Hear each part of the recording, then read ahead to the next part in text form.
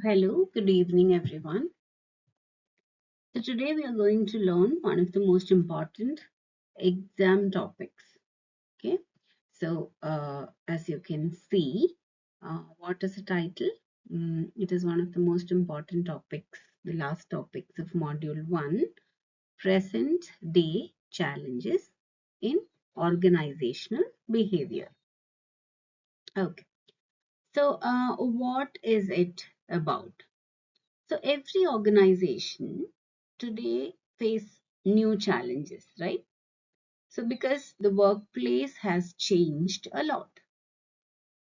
So in this video, let's understand all 10 challenges. There are 10 challenges to be listed, okay? With very simple examples. So now watch this video completely because the innovative activity will be based on this. Okay. So before we learn the challenges, let's understand why they exist. So now 4 major changes have happened in today's world. So I have listed all the 4 changes. What are they? You can just read it. 1 is globalization. 2 is fast technology. 3 is rising expectations. And 4 is constant competition. Okay. So globalization is like companies now work with people from different countries and different cultures, right? So technology will actually keep changing. So employees have to keep learning, right? That is first technology. Now, third one is rising expectations. Like customers expect faster and better service. And finally, competition is increased. So every organization has to keep improving so that they will survive. So these 4 reasons are behind all the challenges we will now study. Okay. So now don't try to memorize the 10 different points. Instead, remember these 3 classification. Okay. So the first one is people and performance. The second one is change and structure. The third one is well-being and culture. Now, once you remember these 3 groups, then recalling all 10 challenges will become very easy for the exam. Just follow as I say. Okay. So, what are the 3 groups? People and performance. We know how important people is or people are in organizational behavior, right? So different people, different culture, different skills, etc. Then change and structure is like we know change is something which is constant, they say, right? So it keeps changing, it keeps innovating and all that. And then well-being and culture. How is well-being brought into any organization? So like they have to take care of their employees that they don't get stressed. So which means work and life has to be balanced and a positive environment has to be brought in, right? Okay. Now, here are the 10 challenges at a glance. So, this is something which you will very easily understand. We'll just read the title, okay? So, it may look like a long list as of now, but don't worry. ഈ video കഴിയുമ്പോഴേക്കും by the end of this video, each one will be simple and easy to remember. So just read it once. എല്ലാവരും ഒന്ന് വായിക്കൂ. Managing workforce diversity. Diverse ആയിട്ടുള്ള വ്യത്യസ്തമായിട്ടുള്ള workforce manage ചെയ്യുക. Number 2, improving quality and productivity. Explanation വേണ്ടല്ലോ. Improving customer service. Simple അല്ലേ? Improving people skills, stimulating innovation and change. But പുതിയ കാര്യങ്ങൾക്ക് വേണ്ടി നമ്മളൊന്ന് സ്റ്റിമുലേറ്റ് ചെയ്ത് കൊടുക്കുക, ഒന്ന് മോട്ടിവേറ്റ് ചെയ്ത് കൊടുക്കുക. Coping with temporariness, working in networked organisations, helping employees balance work-life conflict. എന്തെങ്കിലും കോൺഫ്ലിക്റ്റ് സ്ട്രെസ് ഒക്കെ ഉണ്ടെങ്കിൽ employees has to be encouraged or they need help. Creating a positive work environment. Last one, improving ethical behavior. അല്ലേ? Okay. So we'll start with the first challenge. Managing workforce diversity. ഇപ്പൊ എന്താണ് അതിന്റെ അർത്ഥം? So diversity എന്ന് പറഞ്ഞാൽ it means working with people who are different from us. എങ്ങനെയൊക്കെ different ആയിരിക്കാം? ഏജിൽ ഡിഫറൻസ് ഉണ്ടാവാം അല്ലെ? പിന്നെ ലാംഗ്വേജ്, നമ്മൾ പറയുന്ന ലാംഗ്വേജിൽ ഡിഫറൻസ് ഉണ്ടാവും. പിന്നെ എങ്ങനെയൊക്കെയാണ് ഡൈവേഴ്സിറ്റി ഉണ്ടാവുക? കൾച്ചർ അല്ലെ, ഒരാളുടെ കൾച്ചർ ആയിരിക്കില്ല വേറൊരാളുടെ കൾച്ചർ. പിന്നെ റിലിജിയൻ അല്ലെ, ഒരാൾ ഹിന്ദു ആയിരിക്കാം, മുസ്ലിം ആയിരിക്കാം, ക്രിസ്ത്യൻ ആയിരിക്കാം, അങ്ങനെ. ഓർ ബാക്ക്ഗ്രൗണ്ട്, നമ്മൾ വളർന്നു വന്ന രീതികളും ഒക്കെ.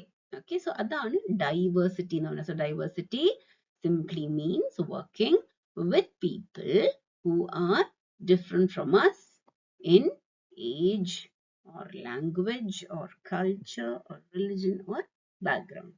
Okay, so today companies actually recruit people from many different places. കണ്ടിട്ടില്ലേ, പ്ലേസ്മെന്റ്സ് പല സ്ഥലത്തു നിന്നാണ് എടുക്കുന്നത്. So managers must learn to work with everyone effectively.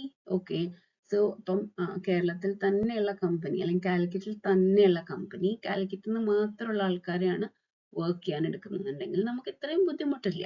Slightly, but that's not the reality, right? From different places people will be recruited. So even നമ്മളുടെ ഈ class എടുത്താൽ തന്നെ, even in your own class, every student has a different background, right? But then എല്ലാവരും നിങ്ങൾ ഒരുമിച്ചല്ലേ പഠിക്കുന്നത്. So remember, D എന്ന് പറഞ്ഞാൽ diversity, അല്ലെങ്കിൽ ഡി എന്ന് പറഞ്ഞാൽ ഡിഫറെന്റ് പീപ്പിൾ, അങ്ങനെ ഓർക്കുക. ഓക്കെ, സോ ഇതിൽ ബാക്കിയുള്ള എക്സാമ്പിൾസ് ഒക്കെ എഴുതിയിട്ടുണ്ട്. So you can actually, whenever you get time, please read through it. As workplace examples ആണ്. See, a software team has members from Kerala, Punjab and Nigeria working together. ആയില്ലേ, എന്തൊക്കെ difference വന്നു? ഇനിയിപ്പോൾ കോളേജിൽ തന്നെ എടുക്കുകയാണെങ്കിൽ your class has students from different places. പിന്നെ ഈ പറഞ്ഞ പോലെ ഈ ഡൈവേഴ്സിറ്റി എന്നുള്ളത് ഡി ആണ്. അപ്പൊ അത് ഡിഫറെന്റ് പീപ്പിൾ എന്നുള്ളത് ഓർത്ത് ഡി ഓർക്കുക. ഓക്കെ, പിന്നെ ഇപ്പം എക്സാമിന് ഞാനിവിടെ എഴുതിയിട്ടുണ്ട്. 3 മാർക്സ് വെച്ചൊക്കെ ഡെഫിനിഷൻ വരാം, എക്സാമ്പിൾ വരാം. പിന്നെ 9 മാർക്കിനാണെങ്കിൽ add causes, add benefits, add challenges, ഇതൊക്കെ വരാം. ഓക്കെ, ഇനി let us see the second challenge.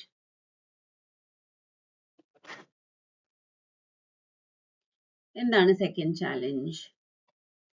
It is improving quality and productivity. എന്താണ് അതിന്റെ അർത്ഥം? So quality means doing the work correctly, കുറച്ച് മിസ്റ്റേക്സ് ഇല്ലാതെ തന്നെ വളരെ ക്വാളിറ്റിയിൽ കൊണ്ടുവരാം. പ്രൊഡക്ടിവിറ്റി എന്ന് പറഞ്ഞാൽ എന്താണ്? It means doing more work in less time. പക്ഷെ അന്നേരവും മിസ്റ്റേക്സ് കുറവായിരിക്കണം, എന്നാലേ അത് പ്രൊഡക്റ്റീവ് ആവുള്ളൂ അല്ലെ? So organisations must improve both because customers എന്താ എക്സ്പെക്ട് ചെയ്യുക? They expect better products at lower prices. നമ്മളാണെങ്കിൽ അങ്ങനെ തന്നെയല്ലേ, നമുക്ക് നന്നായിട്ട് വർക്ക് ചെയ്യുന്ന പ്രോഡക്റ്റ് വേണം, പക്ഷേ cost has to be lesser. So even college എടുത്താൽ തന്നെ better teaching methods improve pass percentage. അപ്പൊ എന്താ അതിന്റെ അർത്ഥം? That is improving quality and productivity, right? അതൊക്കെയാണ് എക്സാമ്പിൾസ് അവിടെ എടുത്തിരിക്കുന്നത്. ഓക്കെ, സോ ക്വാളിറ്റി എന്ന് പറഞ്ഞാൽ കറക്റ്റ് ആയിട്ട് വർക്ക് ചെയ്യുക, റൈറ്റ് വർക്ക്. പ്രൊഡക്ടിവിറ്റി എന്ന് പറഞ്ഞാൽ ഫാസ്റ്റ് വർക്ക്, പക്ഷെ അത് റൈറ്റ് ആയിട്ട് തന്നെ വേണം. എക്സാം ടിപ്സ് ഒക്കെ ഞാൻ അവിടെ എഴുതിയിട്ടുണ്ട്. Now moving to the next one, മൂന്നാമത്തത്, the third challenge is improving customer service. Now every organization wants satisfied customers. അല്ലേ? Why? Because happy customers will come back again. ഇങ്ങോട്ട് ഇനിയും ബിസിനസ്സിന് വരും. അല്ലെങ്കിൽ ഒരു വേർഡ് ഓഫ് മൗത്ത് സ്പ്രെഡ് ചെയ്യും വേറെയുള്ള ആൾക്കാരോട് ഈ കമ്പനി നല്ലതാണ്, അപ്പോൾ അവിടെ പോയാൽ ഇന്ന സർവീസ് നന്നായിട്ട് കിട്ടും എന്നൊക്കെ അല്ലേ? ഫോർ എക്സാമ്പിൾ, അവിടെ ഞാൻ എഴുതിയിരിക്കുന്നത് ഒരു ബാങ്ക് എംപ്ലോയി ആണ്. When a bank employee solves a customer's problem politely and quickly, അധികമൊന്നും സമയം എടുക്കാതെ, then customer will be happy, so it improves customer service.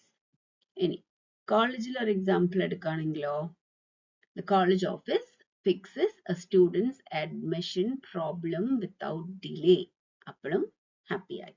നമ്മൾ എന്താണ് ഇവിടെ ഓർക്കേണ്ടത്? ഒരു ടിപ്പ് ഞാൻ അവിടെ എഴുതിയത്, happy customer is equal to repeat customer. പിന്നെയും വരും. Okay. Now moving to the next challenge. Fourth one ആണ്. The fourth challenge is improving people skills. അപ്പോൾ ടെക്നിക്കൽ നോളജ് മാത്രം പോരാ. People skills. ഇപ്പൊ ടെക്നിക്കൽ നോളജ് എന്ന് പറഞ്ഞാൽ ചിലപ്പോൾ നമുക്ക് തന്നെ പ്രോഗ്രാമിംഗ് ലാംഗ്വേജ് അറിയാം എന്നുള്ളതുകൊണ്ട് ചിലപ്പോൾ നമുക്ക് ജോലി കിട്ടും. പക്ഷേ employees should know how to communicate, അല്ലെ? എഫക്റ്റീവ് ആയിട്ട് കമ്മ്യൂണിക്കേറ്റ് ചെയ്താലേ പണി നടക്കുള്ളൂ. Also work in teams.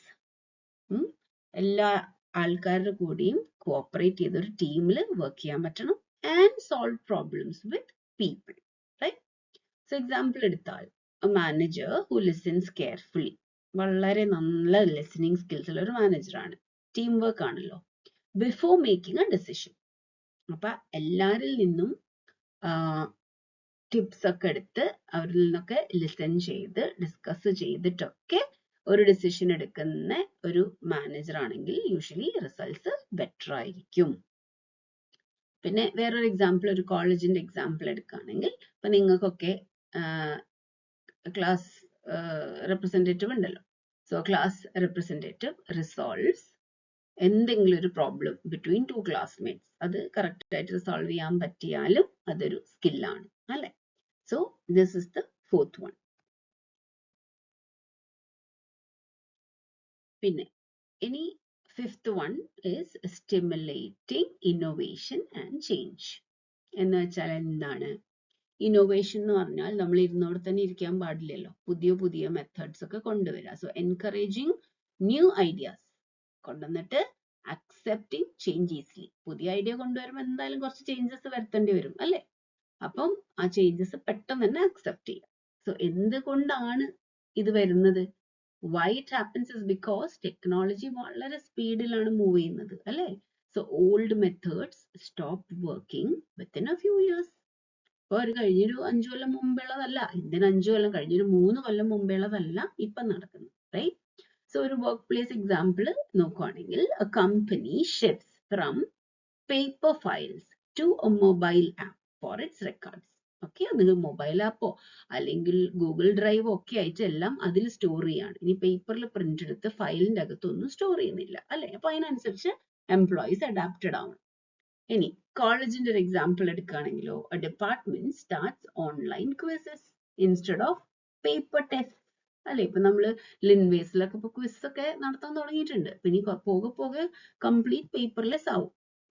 Okay, ഇപ്പൊ നമ്മൾ എന്താണ് ഇവിടെ ഓർക്കേണ്ടത്?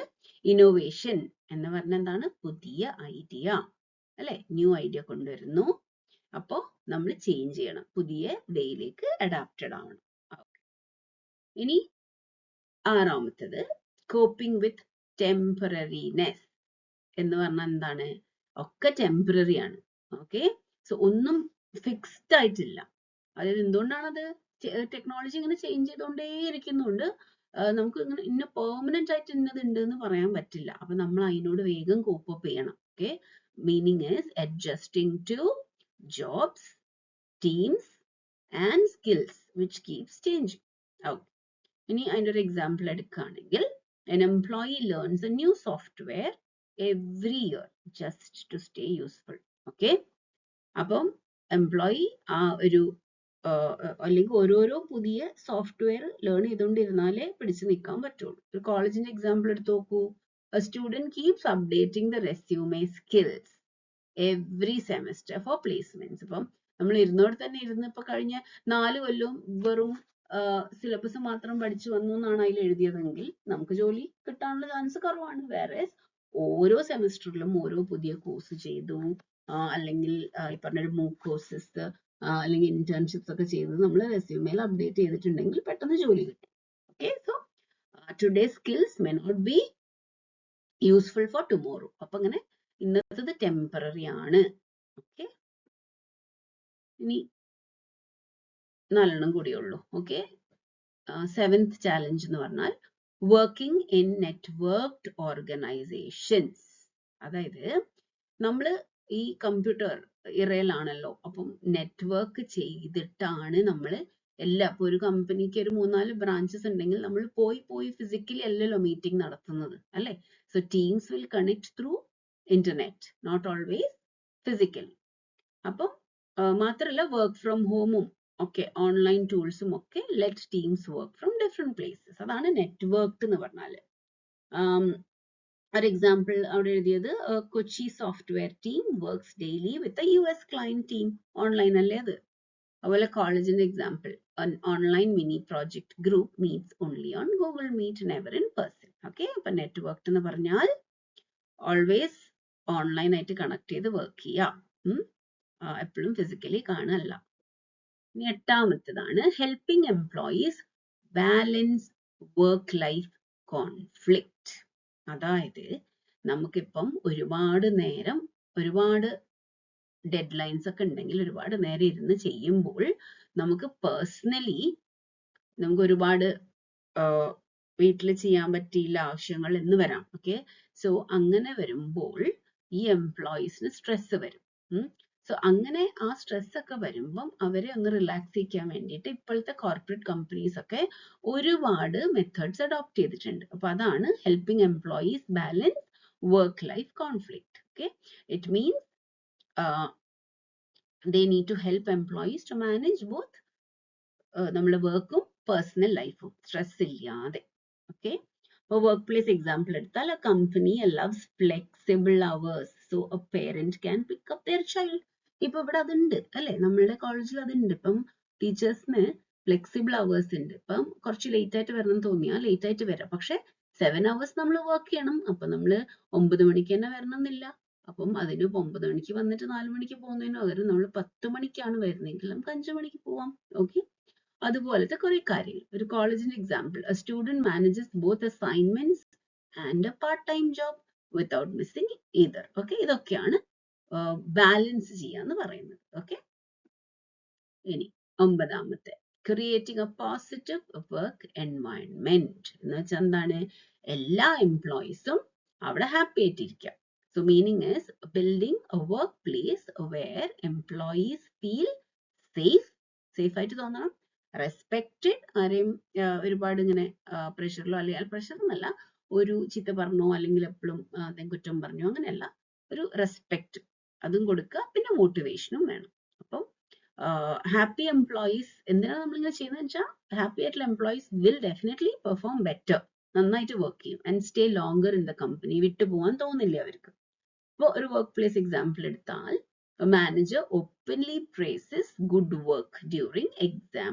ഒരു എക്സാമ്പിൾ ടീം മീറ്റിംഗ്സ്. ഇപ്പം പല കാര്യങ്ങൾക്കും ഇങ്ങനെ മീറ്റിംഗ്സും ഡിസ്കഷൻസും ഒക്കെ ഉണ്ടാവും അല്ലെ. അപ്പം ഒരുപാട് എംപ്ലോയീസ് പല പല രീതിയിൽ അവരെ കൊണ്ട് പറ്റുന്ന പോലെ അഭിപ്രായങ്ങൾ പറയും. സോ നല്ലൊരു മാനേജർ ആണെങ്കിൽ എന്ത് ചെയ്യും? എല്ലാവരുടെ മുമ്പിലും തന്നെ ഓപ്പൺ ആയിട്ട് ആ എംപ്ലോയിനെ വെരി ഗുഡ് എന്നൊക്കെ പറഞ്ഞു പ്രൈസ് ചെയ്യും. ഓക്കെ, കോളേജിൽ എക്സാമ്പിൾ എടുത്താൽ faculty member appreciate students effort.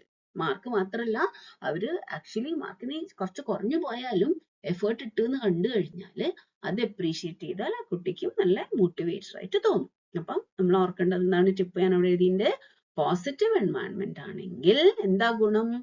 People will stay, people നന്നായിട്ട് പെർഫോം ചെയ്യുകയും ചെയ്യും, വിട്ടുപോകില്ല. ലാസ്റ്റ് ചാലഞ്ച് ആണ് ഇംപ്രൂവിങ് എത്തിക്കൽ ബിഹേവിയർ. എത്തിക്കൽ ബിഹേവിയർ എന്ന് പറഞ്ഞാൽ എന്താ? ശരിയായത് മാത്രം ചെയ്യുക അല്ലെ, നമുക്ക് നിരക്കാത്തത് ചെയ്യാതിരിക്കുക. Doing the right honest thing at work even when no one is watching. ഇനി ആരും നമ്മൾ നോക്കുന്നില്ലെങ്കിൽ പോലും നമ്മളത് ചെയ്തുകൊണ്ടിരിക്കുക. ഓക്കെ, അങ്ങനെ എല്ലാ 10 ചാലഞ്ചും ഞാൻ വേഗം തീർത്തതാണ്. ബാക്കി നിങ്ങളൊന്ന് വായിച്ചു നോക്കുക.